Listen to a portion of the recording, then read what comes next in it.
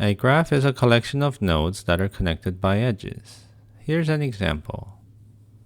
We can represent this graph as a list of edges. An edge connects two nodes, so we just need to record the two node values. Here is the edge class.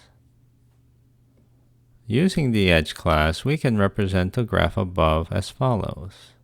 This is a list of 3 edge objects. The first edge connects London and Amsterdam.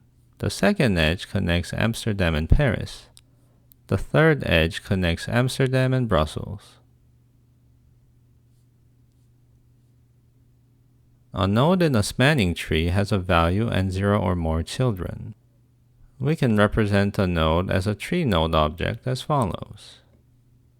Here's an example program that uses the tree node class to create a spanning tree of the graph above. First, we construct the 4 nodes Amsterdam, London, Paris, and Brussels. Then we assign London, Paris, and Brussels as children of A. Edges are sometimes weighted. Here's an example of a graph that contains weighted edges. To represent a weighted edge, we can add the weight attribute to the edge class as follows.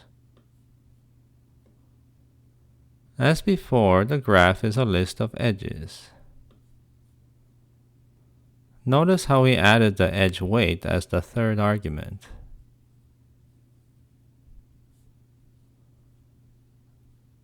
If we want to compute the shortest path from a node, we need to store distance values in the nodes. Let's define a new path node class as follows. The path node constructor creates the distance attribute. Also, notice that this constructor creates a parent node rather than children nodes. This is a design choice.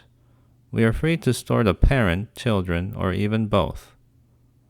Here's an example program that constructs the shortest path tree from the graph above. First, we construct the 4 path nodes. Then we assign A as B's parent, and we assign A as D's parent. Finally, we assign D as C's parent. In a binary search tree, values in the left subtree are lower than the current node value, and the values in the right subtree are greater than the current node value. Each node is connected to 0 or 1 left child node and 0 or 1 right child node. We can represent this in Python with the following class. Then we can use this class to represent the tree above as follows.